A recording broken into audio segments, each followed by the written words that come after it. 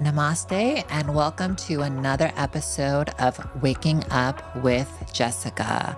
I am so pleased and honored to have my next guest, Idan, who I always believe that we meet people by divine reason. And Idan and I just happened to meet at the Ear One in Venice about a year and a half ago.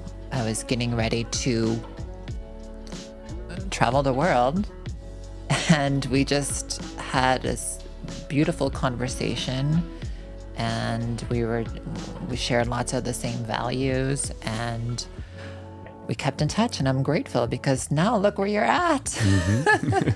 Welcome to the show. Thank you for inviting me. So I figure before we start this episode, maybe you can play a little mantra for us. Yeah, so this is a beautiful prayer from the Hebrew Jewish tradition. The name of God in Judaism is Yahweh, and it comes from the breath. So it's like when we breathe in and out, it's actually we're making that sound. It's like so. In early days Judaism, people used to do a lot of breath work, and that name became like very powerful for people. So I'm just gonna repeat the name of God. Great.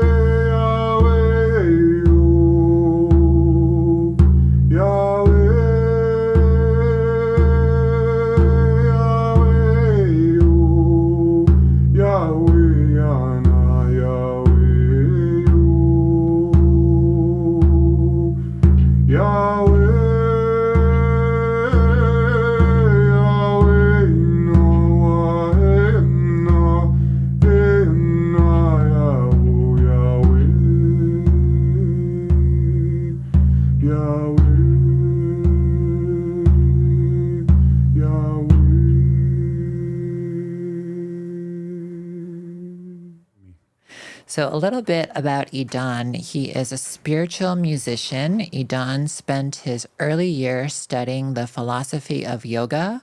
Later in his life, he came back to his own roots, the Jewish tradition, and started leading Hebrew music ceremonies. Idan is also a somatic therapist and helps people to deal with their trauma and chronic pain. Wow, fascinating. It's been a journey. I'm sure. So Can you tell us a little bit about, first of all, where did you grow up and what led you to this type of work? Well, I grew up in Israel, in a beautiful town called Haifa. And I moved to New York when I was 20-something. And there I studied the philosophy of yoga and meditation. When I say yoga, sometimes in the West we think it's just asanas, like, movement of the body, but yoga is a philosophy. It's all like way of living. So I did that for like around 10 years. And then I studied deeply Jnana Yoga, Raja Yoga, Bhakti Yoga, all different yogas. And then as you evolve in your soul journey, you get deeper and deeper to your own way of connection with the divine. And I've really had a powerful experience in Sedona, where I actually really understood deeply my connection to Judaism. Wow. Yeah. I was ready to like meditate in a mountain and sing my Shiva mantra or whatever. And then I just began like singing Psalms from the Bible. And I didn't know too good the Psalms. You know, it's not that I grew up religious, but somehow the Spirit was just like introduced me to Wow. those beautiful prayers of Psalms. And in that moment, I was kind of shocked, like, what is this? You know, I'm a yogi, you know, but I think as we connect deeper to our own authentic self, like there's a reason why we grew up in a certain country, a certain parents, a certain neighborhood. You know, it's you reconnect with those, you know, those prayers, those languages, then some powerful healing happens. And that was very powerful for me because usually we have a big resistance to how we grew up, right? Sure. We don't like where we grew up. We like a lot of Americans don't like America. You know, it's all we all have a lot to say about. But then there's like you know, there's like a real journey, a peaceful journey into who you are. Definitely. Yeah. It's interesting you said that you had this awakening in Sedona because my first time in Sedona was right around when the pandemic was happening, that whole year where things were very heavy. And I went out to Sedona with a friend and I was totally like transformed. Yeah. There's just some energy there that's unexplainable. It was this like reset that I got. Yeah. There's definitely, you know, they talk about the vortex energy there. Totally. Ooh, Yeah. you feel that. Yeah, yeah. I always feel Sedona is one of those places that, you know, if you want to purify yourself, if you want to connect deeper to your heart, you know, you just go there and stay there for a while. And, you know, it's a lot of purging can happen and forgiveness.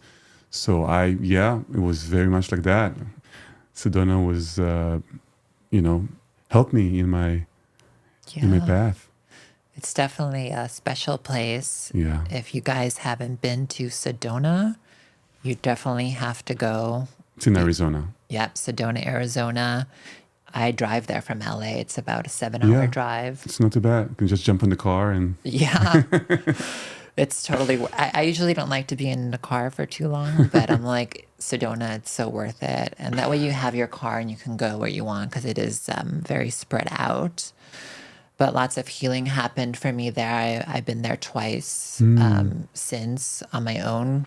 Met amazing souls there that are on the path.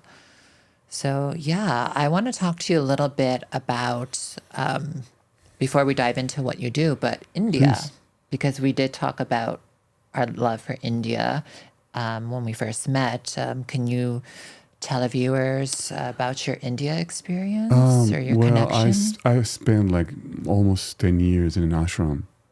In India? It was partially in Israel and also in the United States. Wow. Yeah. So I met a guru, you know, when I was young. And I spent many, many years with him. And that kind of like was a very, very powerful experience in a bad way and in a good way, you know, very extreme. We were very extreme how we believe, you know, very secluded from society, a very like close environment. You know, I didn't have my bank account. I didn't have I had no material possession. I was just a yogi chanting mantras all day and serving the community.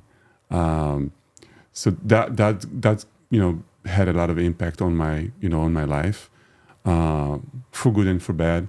I study a lot, you know, about Hinduism and about this path, but also it was also very cultish in a way.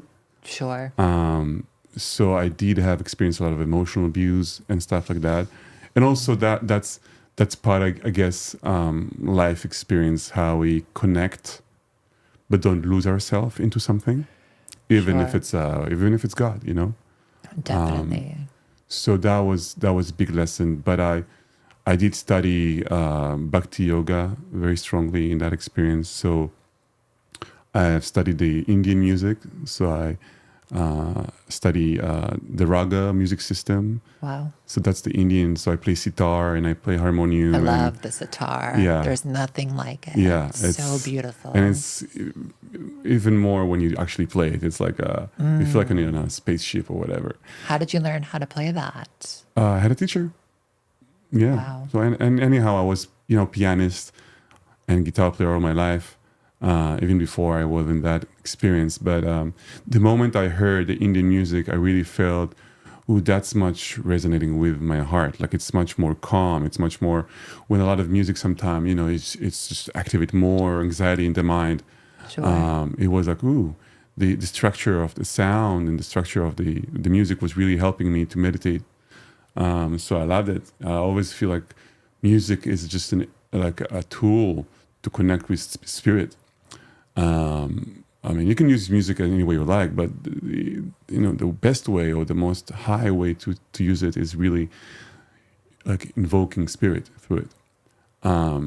So I studied a lot of Indian music there and a lot of the mantras and pujas, and it was a cult, but it also was a lot of ceremonies and meditation and yoga, and so yeah. What I really love about, I consider myself Hindu. Oh, you do? I follow Hinduism, and I've always had this connection to Krishna. Krishna. Even in my dreams as Wow. a child raised Catholic, Wow. these like Hindu deities would come to me in my dreams, and I didn't know Wow. what they were, being raised Catholic. Mm. And then when I got older, I realized that they were Hindu deities and they were coming to Wow. me. Wow, that's beautiful. And then I just always had this strong connection with India and Hinduism. Started going to the temples in the US, and I just asked them, how can I become a Hindu? Wow. What did they say? There's really no conversion. You Requirement. either follow it or you don't. I said, I like that. Yeah. It's just, like you said, it's a yogic way of life. Yeah. And I love all the rituals. Mm. I love all the festivals, being in India, Yeah. celebrating Holi, Yeah. Diwali. I feel like that's what this country lacks, is just that togetherness. Yes. And India and the festivals just really bring people together, and it's a really beautiful thing. Yeah. The Indian religion is very, it's really the opposite of how we grew up as Westerners. I didn't grow up in America, but spent many years here. But the beauty of going beyond your mind, beyond the logic, and being open to experience some kind of peace or truth that lies behind the mental conception. And I think that's what's really beautiful about, like you have a god, which is an elephant, it's like, so with the Western mind, it's like, what are those guys doing with this Ganesh? And it's like, and so this whole like, rituals and this whole, it's very mystic. So when the rishis, when the seers of early age brought that wisdom, it wasn't for logic. It wasn't for like, like, oh, I should be a good Christian because if I'm good, then I go to heaven. That makes sense. It's more like, let's drop into like more, I would say, wisdom of the heart. Like, and when you chant those mantras, something happened in your body, something happened, your mind calm down, like your desires calm down. You really can go beyond the physical experience. Definitely. And dropping into the self, deeper. And I think that's what's special so much about the Indian culture. You come to it open, like I just want to experience it. And then when you start like singing the mantras or going to meditation or just seeing the food, like everything is very like soulful. It's so soulful. Yeah. Every time I spend a lot of time in India and I come back to the US, I feel really empty and depressed because it's such a in-your-face country. There's no escaping anything there. And even just the traffic is interesting. Yeah, there's no to be alert all the time. And I went up to Big Bear this weekend with my friend, and I was just doing random U-turns, and he's like, "You're not in India." I'm Uh, like, "Yeah." yeah, I think a lot of people here, It's very structured. yeah, Yeah. and I think also a lot of Americans love Israel. It's like a lot of people come to Israel as well. I think something about the East is more, I would say, straightforward, more Yes. open, more real. There's something about American culture where if you have a problem, okay, what is this pills that I need? What is this special breath work that I'm gonna Yeah. like explore? What and sometimes it's a good conversation, spending time with a friend, getting a hug, connections, community. The body, it's this all like there's a way. This is the Yeah. reason why we grew up in like tribes and best way of healing is really like being able to connect with community, mantras. All this is really really healing. This is It's so healing, and it's just so important. I remember in India, I tried Tantra, okay. and I've always been curious about it, but I didn't really know too much. But there was someone that I knew. He wasn't Indian, but I trusted him and I felt safe with him. And we experimented with that. And that just really blew my mind. It felt like I was on a drug. I was just like Mm, lifted to this higher dimension, yeah, and I didn't want it to end. I was like, and there was no intercourse. I think that's what people forget. There was just like lots of touching yeah, and pressing down. And I'm like, what is this? I like this. yeah. Like, Part of my healing work is really around touch. It's not a massage, but it's more like the nerve system really respond well with like we call it point holding. We hold points in the body, yeah. and by holding that for a while, the nerve system feels safe. The body feels safe, so it can purge whatever is holding. If it's like grief or sadness or so many emotions that we hold in our We body. really do hold on to all of Yeah. that. I felt it being released. Like the next day, I just remember this happened in the Himalayas Wow. in Dharmshala. Everything just seemed so much greener and brighter. Yeah. And I just had this whole new appreciation for life. Yeah. So, yeah. And also just like grounding, taking off your shoes, connecting with the earth, Yeah. getting enough sunlight, Yeah.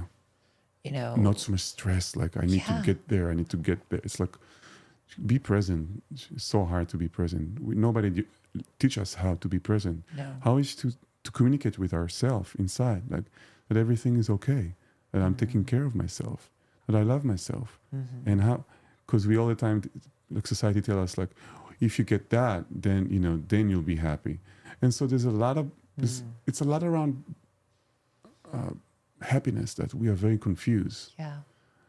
I mean, we do remember there's a state of happiness that we can be happy, but we don't experience it at the moment. We feel like anxiety, we feel sadness, we feel all kind of things inside.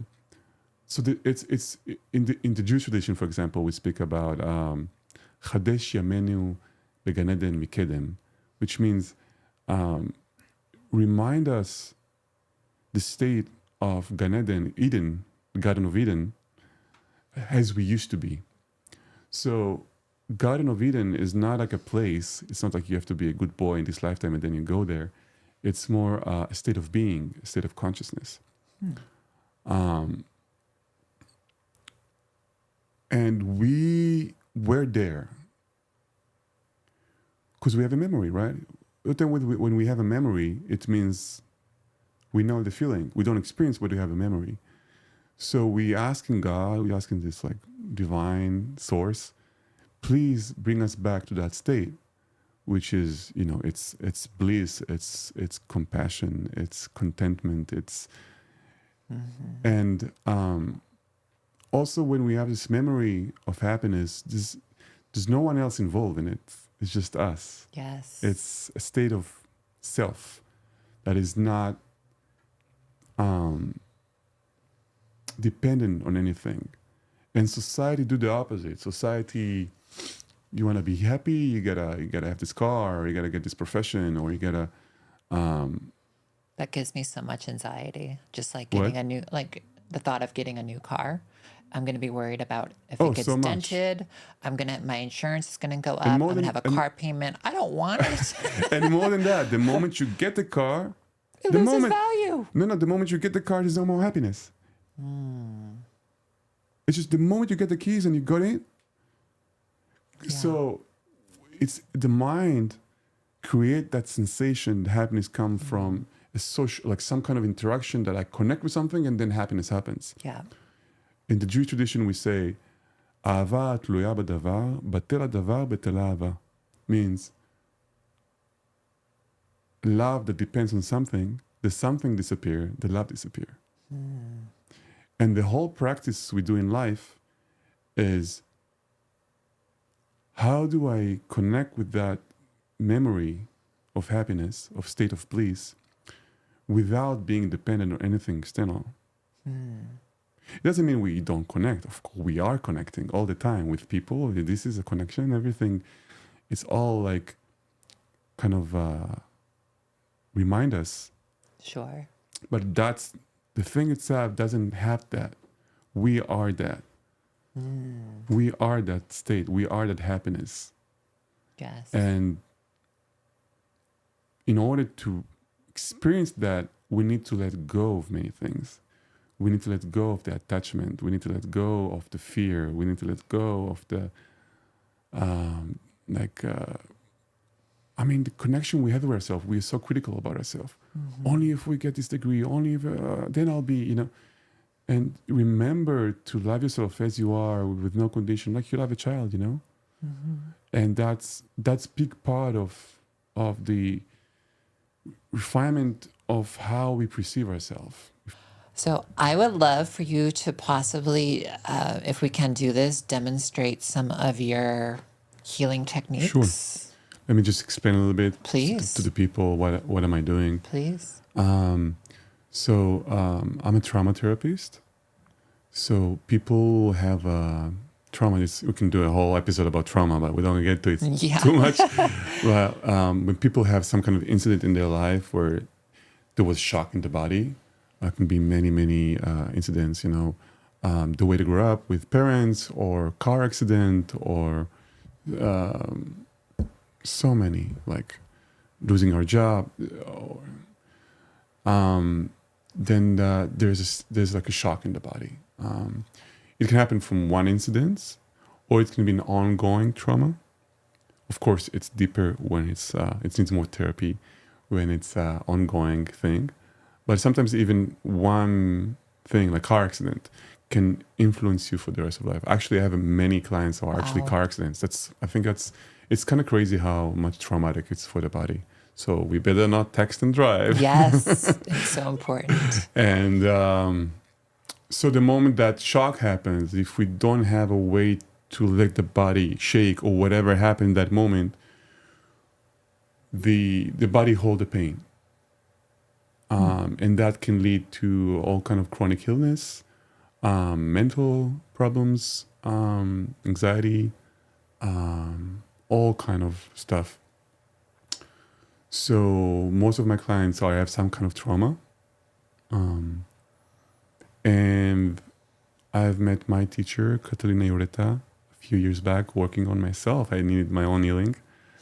And the somatic healing was very appealing to me, because when I used to talk with a therapist about what happened, I just felt like I'm kind of repeating my own thoughts. I didn't feel like a real healing happens. And she just took me back to my body, say, okay, so what do you feel when you speak about those things? And that kind of led me to understand that that the body actually holds the trauma. It's not in the mind. This technique is special for working with the nerve system, especially with the nerve system. And that's how we're allowing to feel safe again. And the body can purge that energy, emotion, whatever that he was holding for like sometimes 10, 20 years. Wow. And the moment that happened, there's no more pain. Total reset. Yeah, it's like, it's insane. People like taking all some medication, whatever, to like fix themselves. Like few sessions. I had just a client like a few weeks ago. She can't sleep, or she couldn't sleep, and because of stress of work, because of COVID and everything, and 3 sessions and she's sleeping like a baby. Wow. Yeah, it's kind of insane how healing is just like the body asks for being held in a certain way, and healing can happen. So, yeah, why don't we like give it a try? Yeah. Why don't we start like a couple minutes just in sitting, Yeah. and then we can get more into the physical work. I won't have to talk, right? While you're laying down? Or Now no. you need to, yeah, Okay. you can talk. Okay. So what I want first to check with you, do you have experienced any pain right now in your life? Physically pain? Physical? If you want to share it, of course, this is very opening. It's not like a private session, but there's anything you feel in your body right now that causes you any kind of tension? No. So you're feeling good? Aside from being a tall person, which I'm sure you can relate. So you do have normal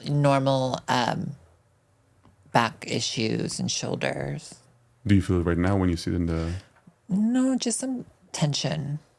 tension? Yeah. Okay.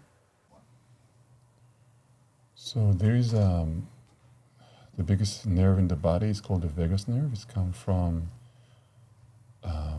here, from the back of your head. It's more like the area of the primal brain, and it's connected all the way down, and then it goes all over your body, all the organs. So I'm holding now 2 points under your head, which is called the STO points. And just by holding those points for some period of time, the nerve system, that vagus nerve, is starting to be reactive to the pressing. So if people have trauma or some really like deep unconscious stuff, it brings stuff to the surface. So they,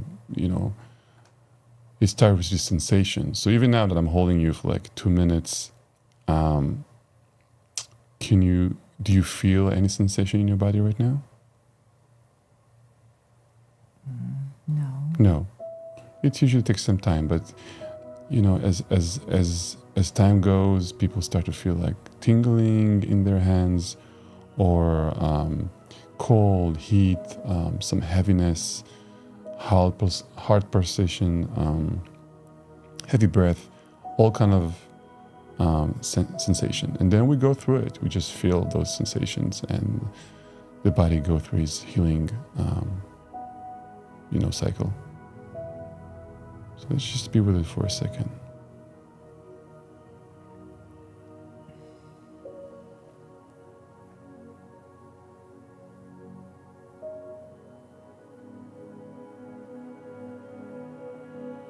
And there are different points in the body. So this is the central point, but there's points. There's a heart point, and there's a belly points, and there's like sexual trauma points and all kind of stuff.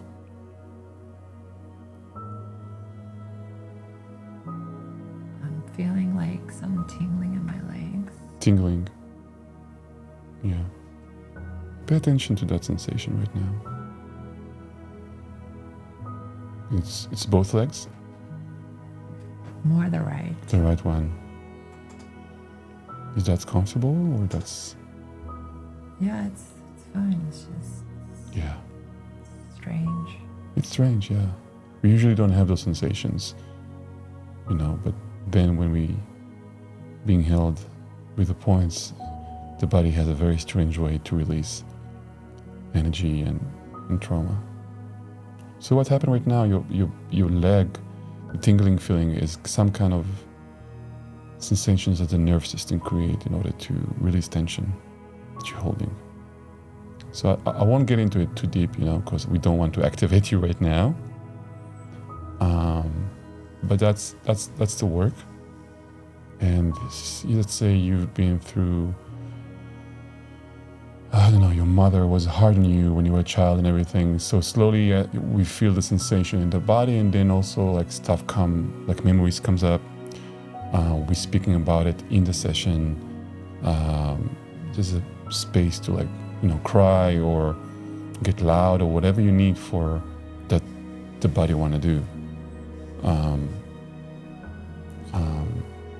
There's the heart point, which is beyond the heart.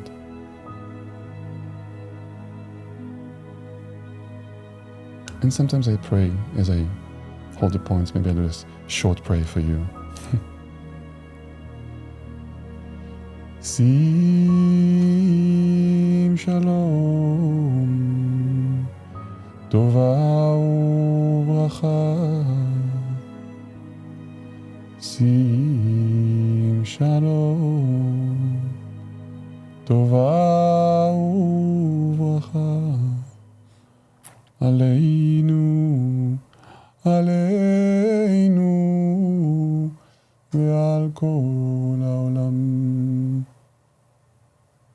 Avinu malkeinu, shma tfilatenu, bachenu avinu, kulanu kechad, kulanu kechad, kulanu kechad.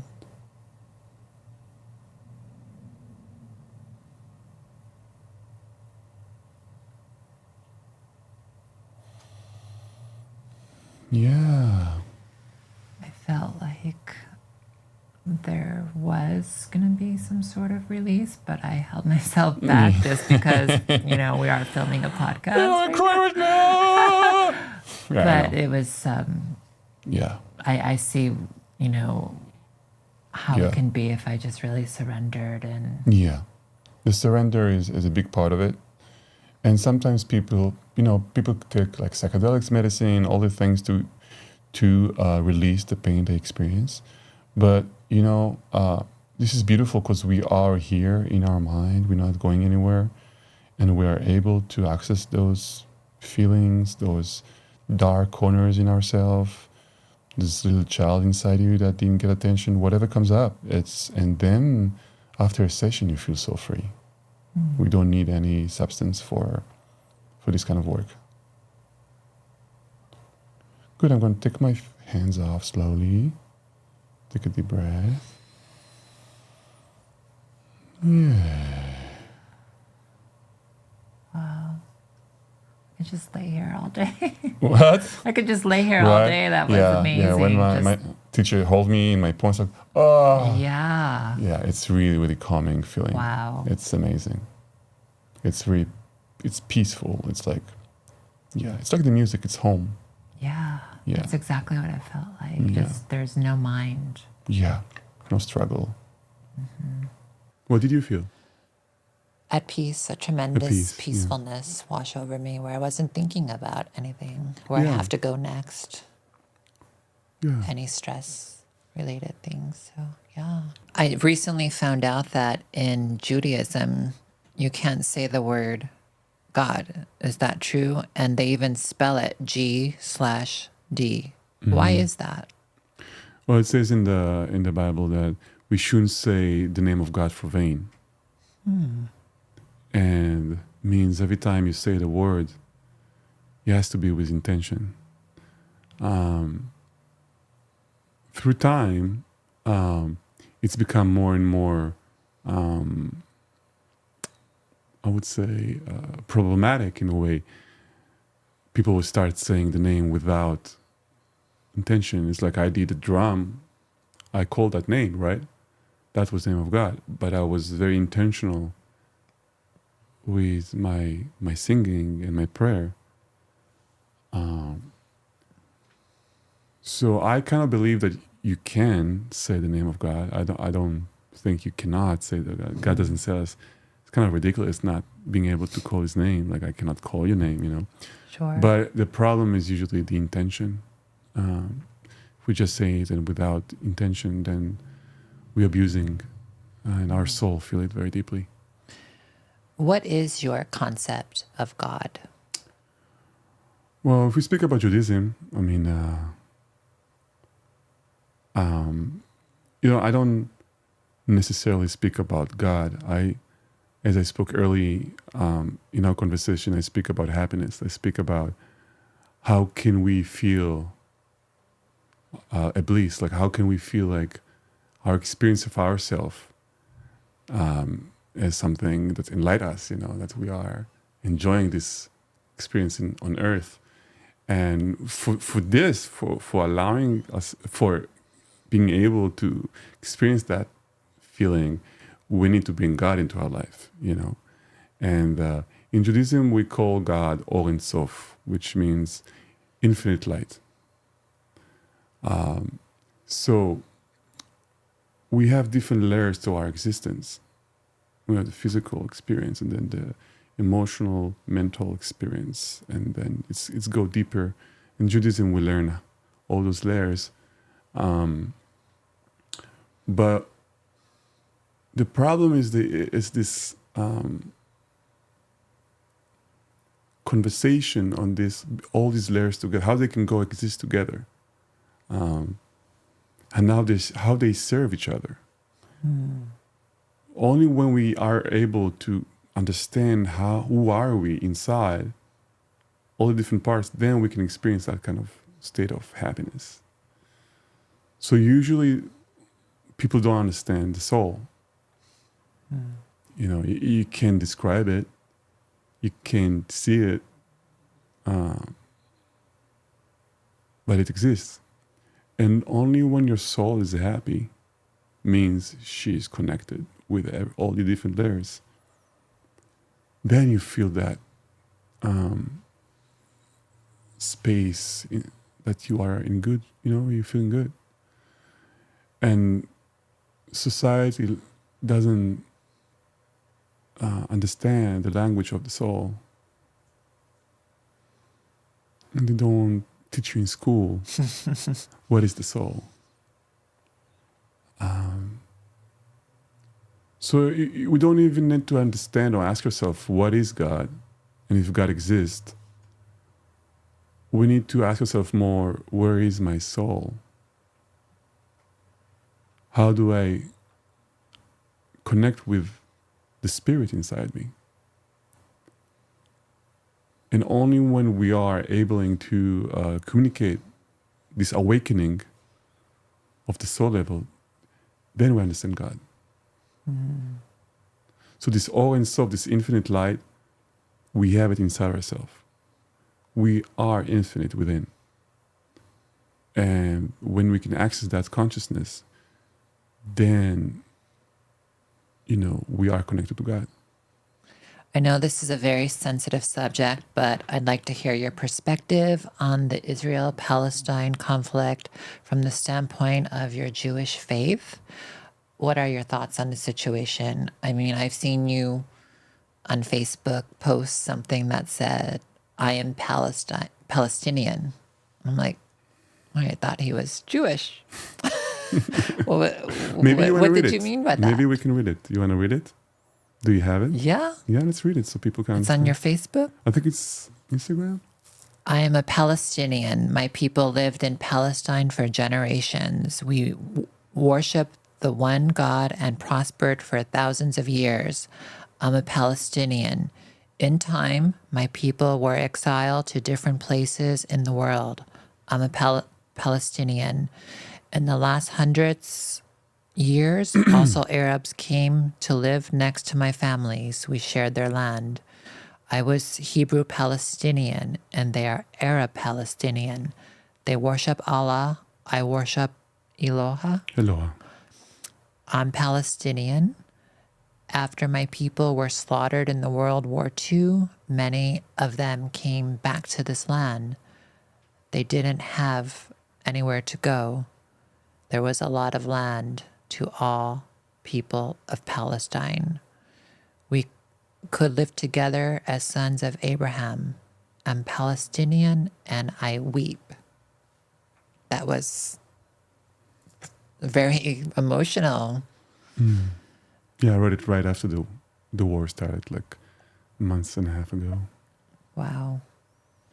So how do you feel from, being from that land? How do you feel about everything that is happening?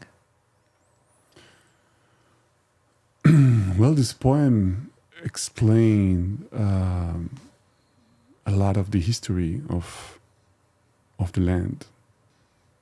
So when I'm saying I'm Palestinian, it means I'm from that region. I'm from that land. Palestine was not the original name of the place.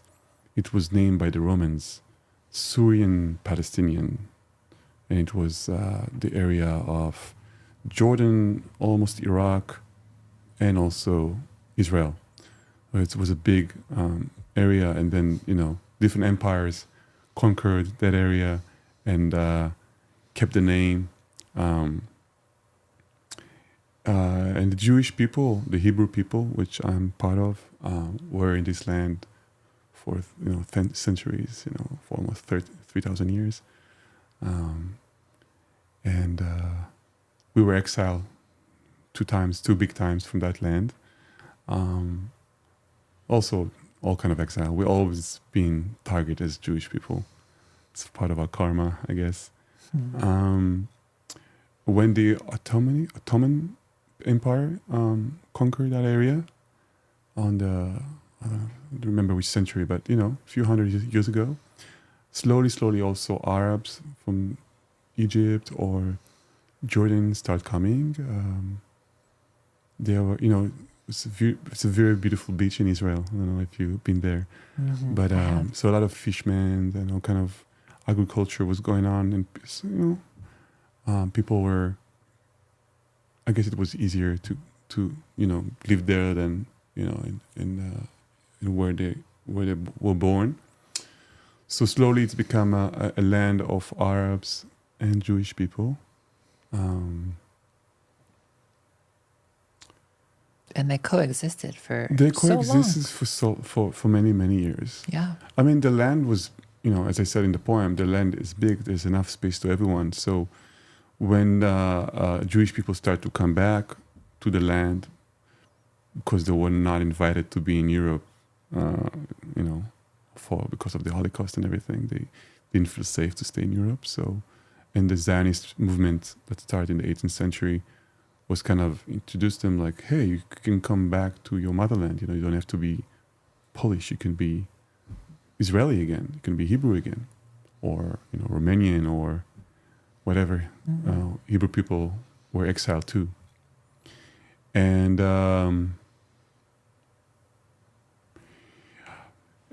then the conflict become more, severe, I would say, because when the Jewish people start to come back, I guess the Arab people felt like unsafe in a way. They thought the land is theirs. They wanted the land for themselves. They lived there for hundreds of years.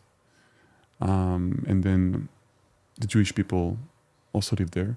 It's always changed, but, it's definitely there was more Arabs appearance in Israel than Jewish people in the last 1,000 years, 800 years. But a lot of Jewish people coming in and out all the time.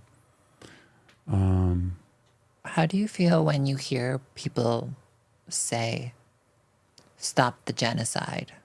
People clearly think that there's a genocide happening in Gaza.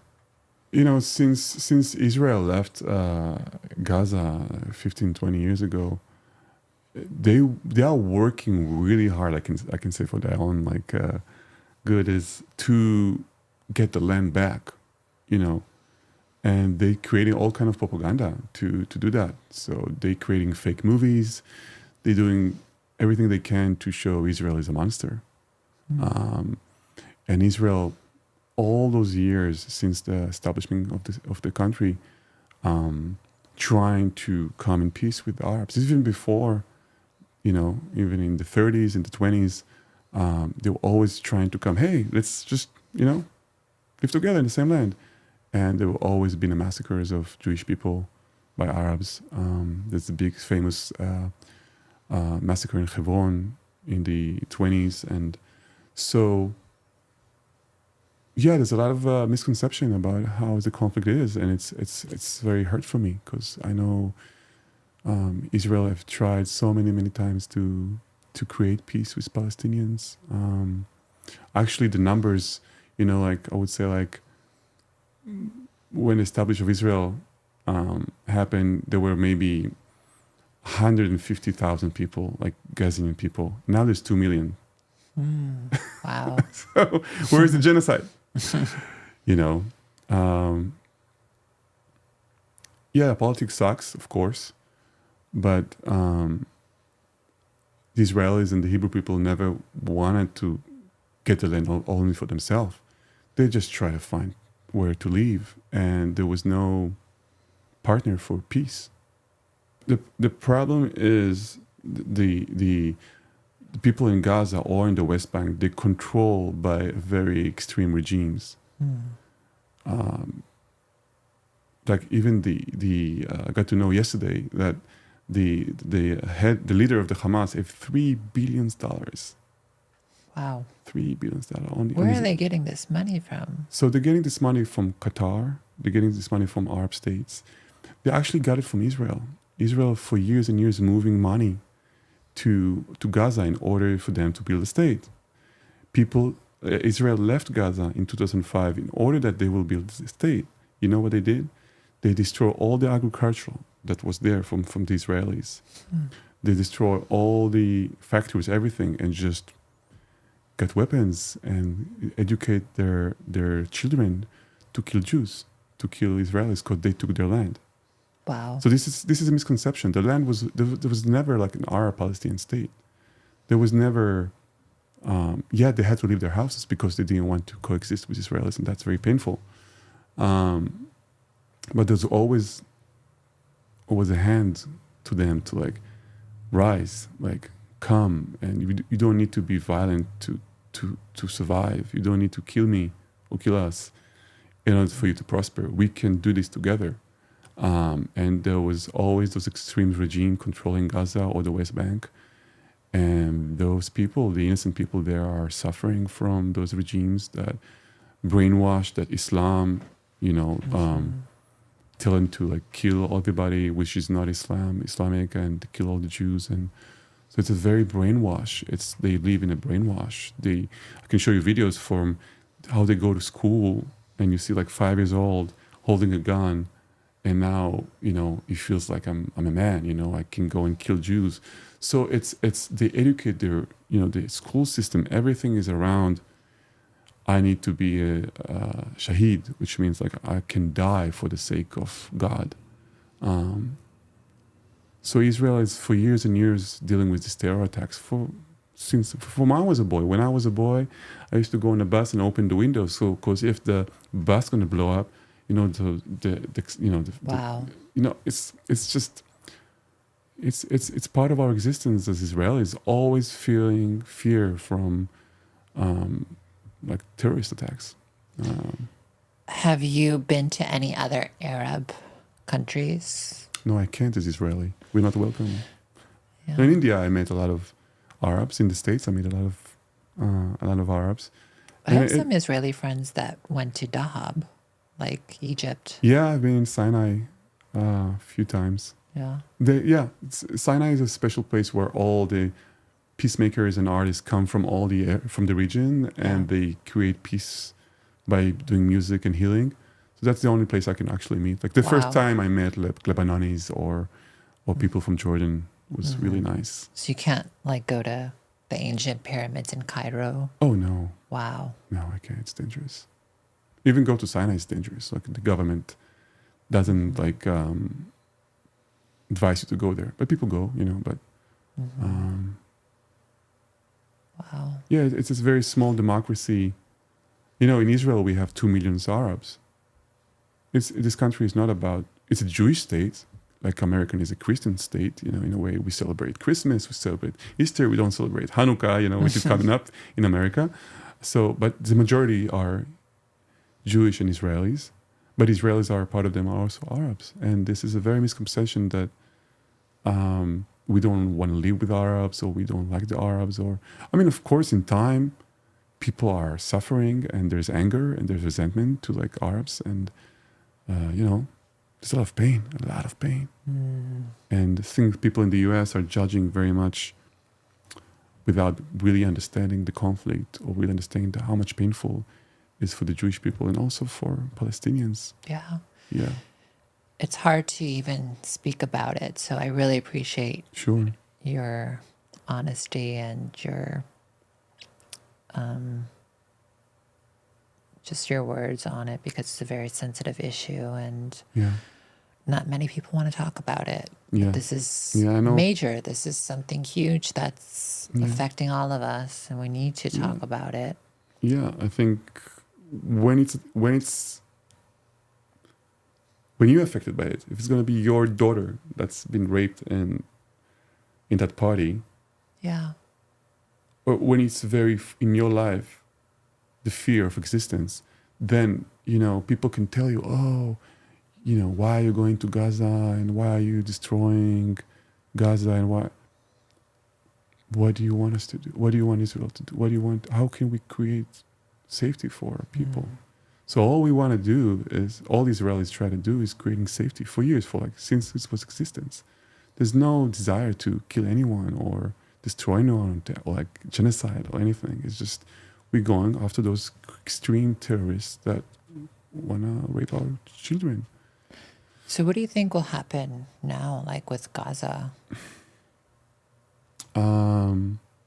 Do you think they'll be able so to go complex. back and live there? It's No, they would never. I mean, Yeah. Israel gave a chance to people in Gaza to build their own country, and I don't think it will happen again. Hopefully, there's going to be some kind of more decent voice, like something more come up from their people that want peace. They don't want two-state solution. They want one state, which is Palestinian, like Gaza. They don't believe in the existence of Israel. So if a different voice will come from there that say, hey, we can co-live together, and, if you make one country, who knows?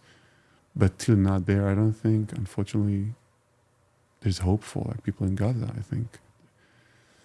And Egypt and Jordan are right there, and no one will take them in. It's like they're in Think limbo. about why are they not opening the border between Gaza and Egypt? There's a border between Israel, and they're not in like a cave or the cage are they people here describe them. They have a beautiful beach there. It's a beautiful place. Nobody trying to cage them. I mean, if somebody come to hurt you, of course you build the wall. Don't get near to me. So of course there is some kind of isolation. But why is the Egyptian doesn't open the border? Why Jordanian doesn't help them? Because nobody want to deal with Hamas. Nobody want to deal with extreme people. And so even I can get to it like hours, even like before the 67 war, Gaza was occupied by Egypt. So we say from 48 to 67, why they did not establish a state back then for those people? Or why they didn't make it part of Egypt? There's a big problem with the culture over there. And hopefully, they will change their textbook, their religious textbook, and they will change their school system, everything, so they will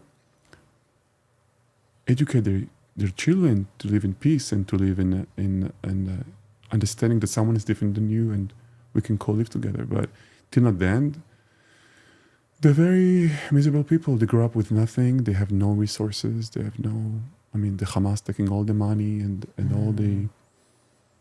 And It's terrible. It's terrible. They're like brainwashed in a way.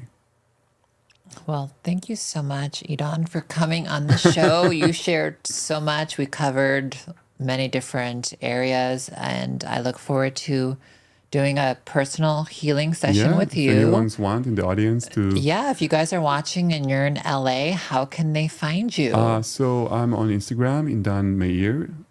They can contact me over there. Also, I do like Zoom Okay. So there's part of it we can be done not with physical touch, also by kind of somatic, like checking in sensation in the body, and it's powerful as well. So if you experience any kind of trauma or pain, or there's a way out. I think we all have. How could you not? Yeah, I living in once this went timeline? to just shortly. I once went to Bethlehem, which is in the West Bank in Israel, but it's kind of dangerous. And I tried to hold points for Palestinians, and it was very powerful. Wow. Yeah, it was very powerful. You did sessions there? Yeah, I did a little bit, not too much. I know. Yeah, because you're not really supposed to go there. Yeah, There's signs everywhere. yeah, I remember reading those signs when I was going in there. I'm like, oh my God. This is dangerous for your lives as Yeah. Israelis to enter red Yeah. signs. yeah, yeah. I went in with Palestinian car, so that The plate is different. Yeah. It was like yogis from Israel and from the West Bank, so it was like interesting to connect them. Oh, wow. Yeah, there's a lot of trying to bring peace between the people, but governments and Of course. extreme, religious people that are fucking hopeless. I'm sorry to say that. No, it's It's a bad true. word, but It's true. yeah. Well, I was thinking we have 4 minutes left. Maybe you can just conclude With a song? the episode with a beautiful song for peace and healing for the world and for ourselves. Yeah, let's see what comes out. So I'm coming up with a new album. It's the first song is going to be released tomorrow. Nice. Congrats. And it's whole like Hebrew prayers. So if you're interested to hear it, it's like also in my Instagram.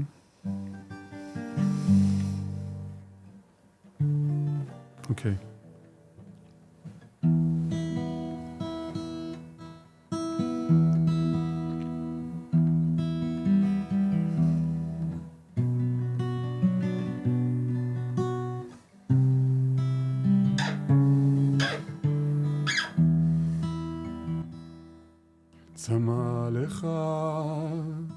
צמא לך נפשי,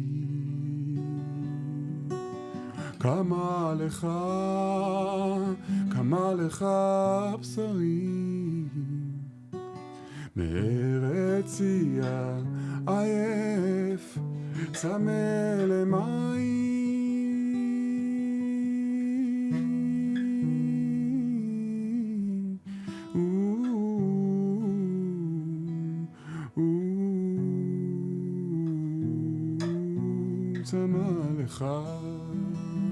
צמא לך נפשי, קמה לך בשרי, מארצי עייף, צמא למים.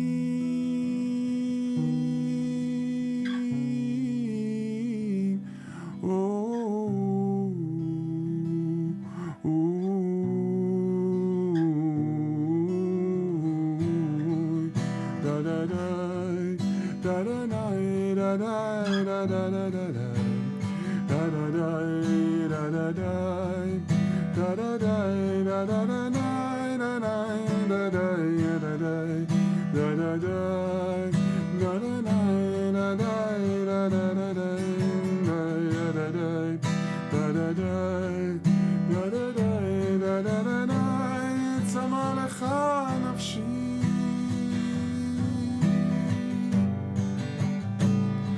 קמה לך בשרי,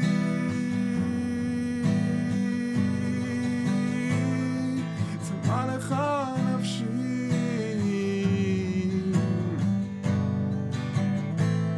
קמה לך בשרי,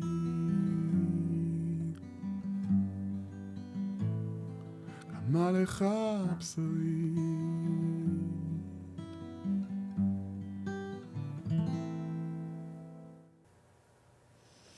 Beautiful. Thank you. Thank you. I so look forward to your new album, and I will link all of your information down below.